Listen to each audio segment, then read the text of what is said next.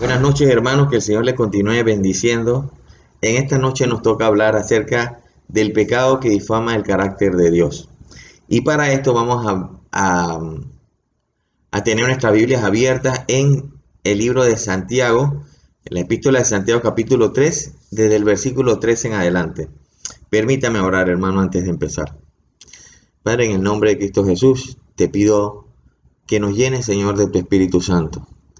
Que pueda, Señor, llenarme, Señor, de sabiduría de lo alto para poder expresar, poder también compartir esta enseñanza con mis hermanos.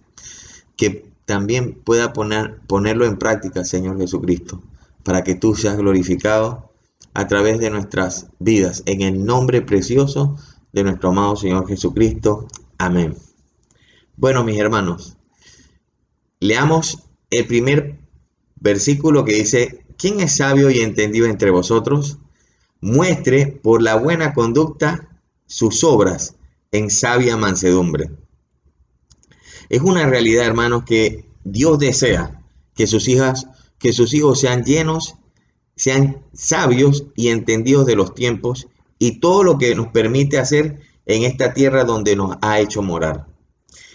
Desde la antigüedad, considerando estas cualidades, Moisés pidió que sus propios hermanos escogieran sus jefes o jueces que gobernaran sobre ellos, siguiendo las leyes y estatutos que Dios le había enseñado. Note que el apóstol Santiago está escribiendo esta carta o epístola a la iglesia y hace la siguiente pregunta: ¿quién es sabio y entendido entre vosotros? Esto me hace pensar que cuando estamos reunidos como personas, con personas que entre compañeros, por ejemplo, o amigos o hasta familiares, sale algún tema político y detectamos de repente alguna injusticia y las malas obras de los hombres que nos gobiernan, consideramos o damos a entender que nosotros mismos seríamos capaces de ser o hacer las cosas mejores de las que ellos lo hacen. Y Jesús dijo a sus discípulos en la última cena: sabéis que los gobernantes de estas naciones se enseñorean de ellas, y los que son grandes ejercen sobre ellas potestad. Mas entre vosotros no será así, sino que el que quiera ser grande entre vosotros será vuestro servidor. Esto quiere decir que los sabios y entendidos en la iglesia ejercen un grado de responsabilidad entre la iglesia con el fin de edificar, guiar y servir a sus miembros para que cada uno crezca y madure en la gracia que Dios da por medio de Jesucristo. Por eso el apóstol Santiago, cuando hace esta pregunta a la iglesia, pregunta: ¿quién es sabio y entendido entre vosotros? Es para que consideremos estos dos escenarios que Jesús nos mostró. El sabio y entendido en este mundo busca enseñorearse y ejercer o demostrar dominio o poder sobre las personas. Sin embargo, el sabio y entendido entre vosotros debe mostrar por la buena conducta sus obras en sabia mansedumbre. ¿Por qué la conducta de los discípulos es o debe ser buena?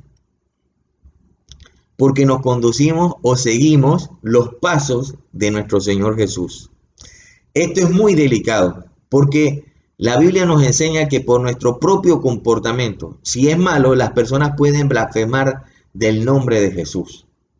Pero ciertamente Jesús muestra un camino perfecto y aún más excelente que cualquiera de los dones que podemos procurar del Espíritu Santo, como nos enseña el apóstol Pablo en 1 Corintios capítulo 13, leamos el versículo 4 que dice: el amor es sufrido, es benigno, el amor no tiene envidia, el amor no es jactancioso, el amor no se irrita, no guarda rencor, no se goza de la injusticia, mas se goza de la verdad. Todo lo sufre, todo lo cree, todo lo espera, todo lo soporta. Una vez escuché que para amar se necesita ser muy valiente.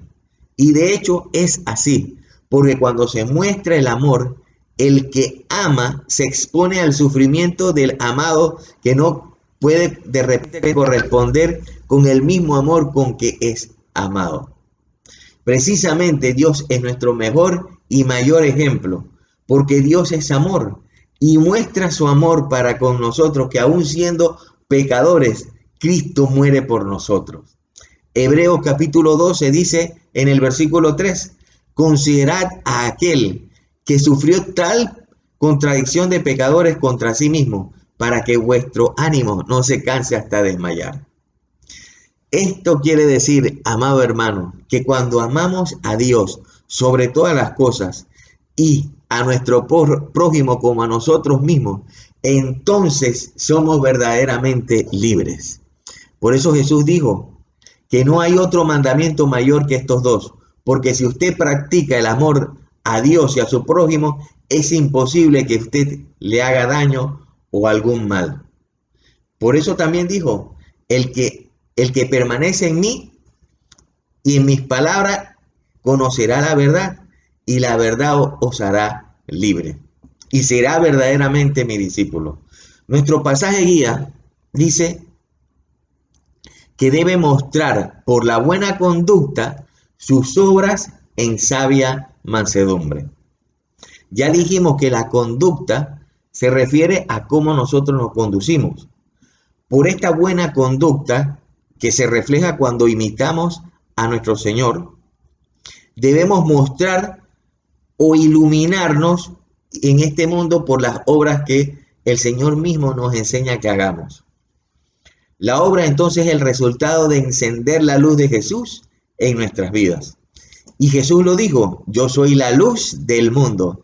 El que me sigue no andará en tinieblas, sino que tendrá la luz de la vida.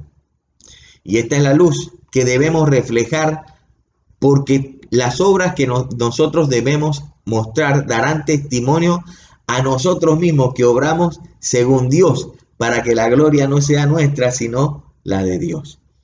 Lo ve, por eso es que el apóstol Pablo dijo, ya no vivo yo, sino vive Cristo en mí.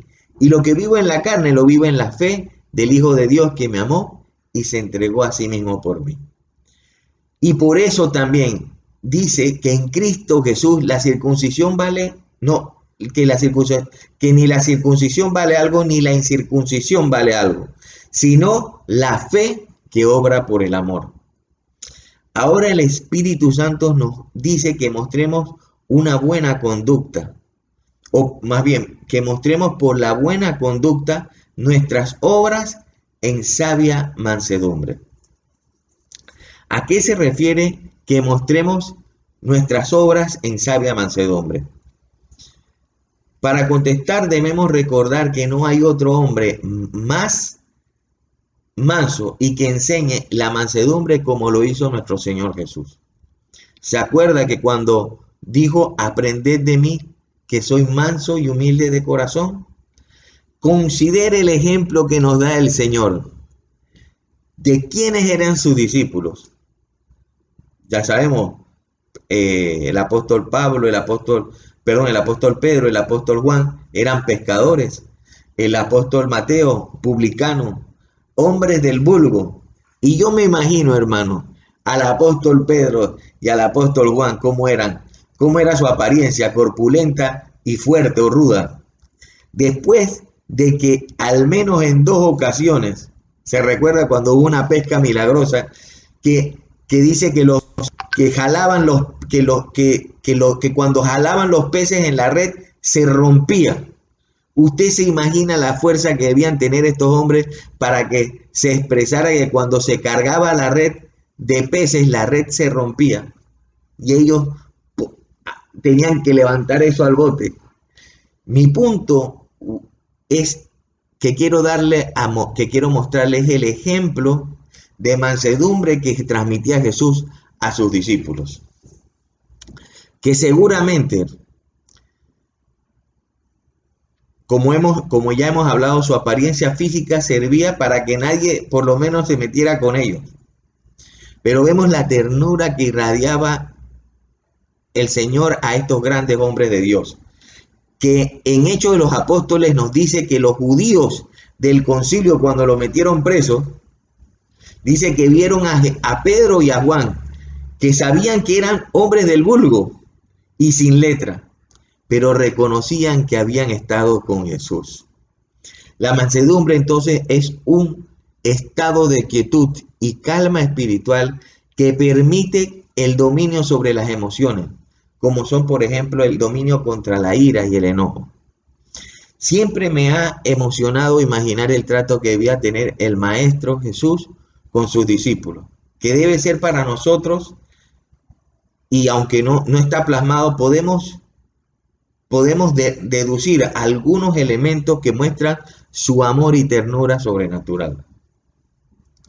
Y podemos recordar el apóstol Juan cómo nos escribe en la última cena. Y perdóneme que a veces siempre cuando recordamos estos sucesos me emocione y podamos conmovernos. Pero note la ternura que transmitía el Señor Jesús, que el apóstol Juan estaba al lado de Jesús.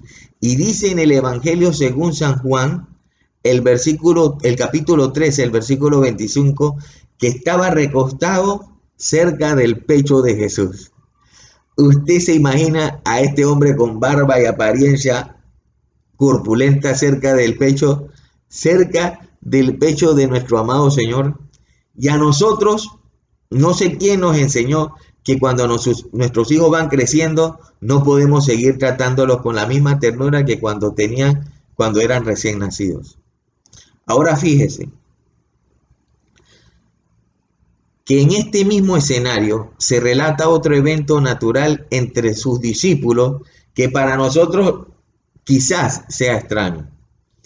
En este mismo evangelio, según San Juan, el versículo 26 del capítulo 13, dice que el Señor moja el pan a Judas en su copa y se lo da de comer.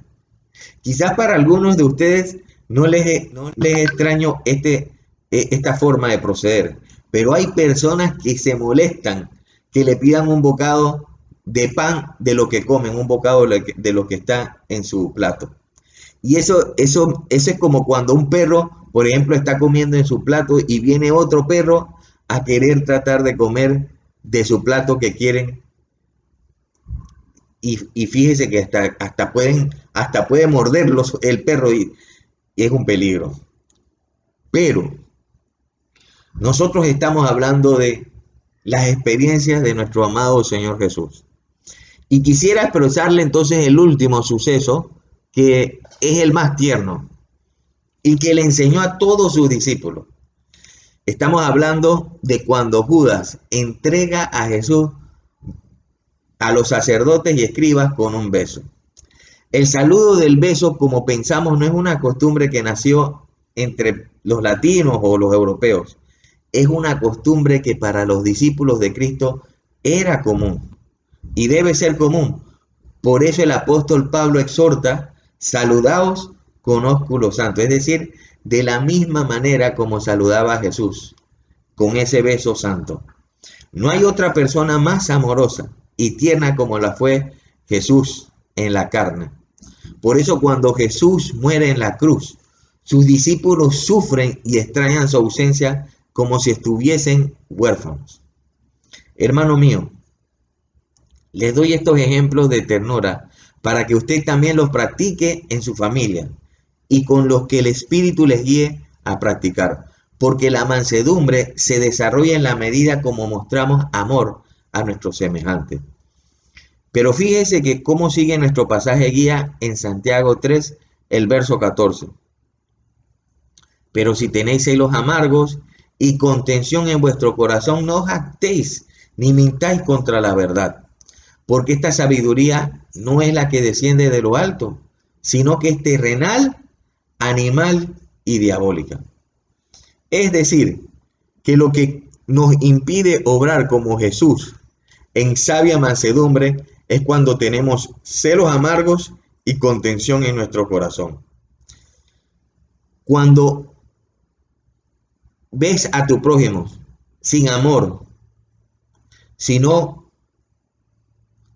que ves en tu prójimo alguien que está compitiendo o alguien que es tu rival, pues de esa manera, hermano, es como se muestra, como se tiene los celos amargos y contención en nuestro corazón.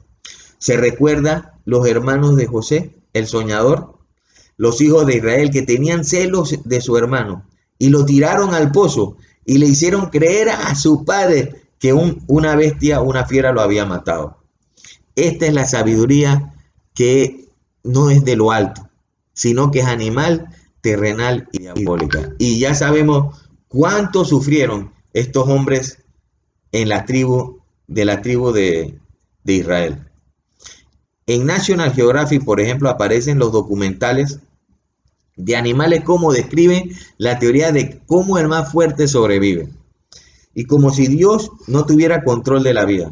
Porque vemos a los leones más fuertes cómo combaten y matan al león que gobierna sobre una manada y usurpan su territorio. Esta sabiduría es la que estamos mencionando.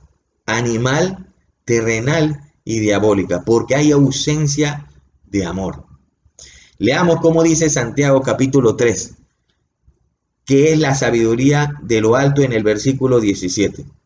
Pero dice, pero la sabiduría que es de lo alto es primeramente pura, después pacífica, amable, benigna, llena de misericordia y de buenos frutos, sin incertidumbre ni hipocresía. Y el fruto de justicia se siembra en paz para aquellos que hacen la paz. La sabiduría de lo alto es la que viene de parte de Dios. Y aunque nos hace discernir las cosas de Dios, también sabemos que nos hace discernir entre las cosas de los hombres. Esto quiere decir que si hay falta de sabiduría en un tema que requiere conocer de alguna educación escolar, universitaria o doctoral, usted puede pedirlo a Dios, el cual dice que da abundantemente y sin reproche y le será dado.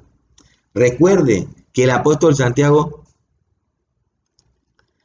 en esta epístola o carta comienza preguntando: ¿quién es sabio y entendido entre vosotros? Considerando que deben ser los más dignos de enseñar o de servir a Dios, pero ya hemos visto cómo el Espíritu nos enseña que debe ir acompañado de la buena conducta, mostrando sus obras en sabia mansedumbre. Y hemos visto cómo la sabiduría de este mundo, aunque eleva y distingue a algunas personas, entre otras, sabemos que busca enseñorearse y busca que los hombres le sirvan. Esta es una sabiduría animal, terrenal y diabólica, porque busca su propia gloria y no actúa por la voluntad del amor hacia el prójimo, sino más bien se sirve y se aprovecha de los demás. Así que en este pasaje se distingue que la sabiduría de lo alto es primeramente pura. Esto quiere decir que nos hace ser de una sola pieza, sinceros, sin hipocresía. Es como la fe, no fingida, que aunque perecedero dice que es probado en fuego, de la misma manera como el oro, para que sea hallada en alabanza, gloria y honra cuando sea manifestado Jesucristo. Luego nos dice que es pacífica. ¿Por qué? Porque donde hay celos y contención, leímos, hay toda obra perversa.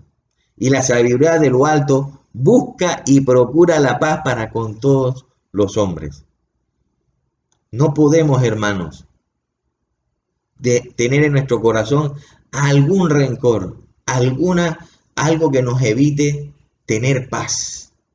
Por eso, hermanos, la sabiduría de lo alto, que viene de lo alto, nos conecta y nos permite que seamos pacíficos.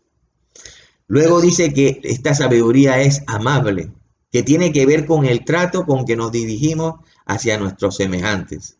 Luego dice que es benigna, que es la forma como hablamos, con gracia, sazonados con sal, para edificación de los oyentes. Y luego dice que debe ser llena de misericordia, porque nuestros corazones no pueden llenarse de ira ni contención, sino de amor y perdón para con todas las personas. Porque Dios no busca la muerte de los que pecan, sino la justificación de los que se arrepienten de su pecado. Y es en la medida que Cristo sea el que gobierne nuestros corazones, la sabiduría nos llenará de buenos frutos, sin incertidumbre ni hipocresía, porque separado de Él, dice, nada podemos hacer.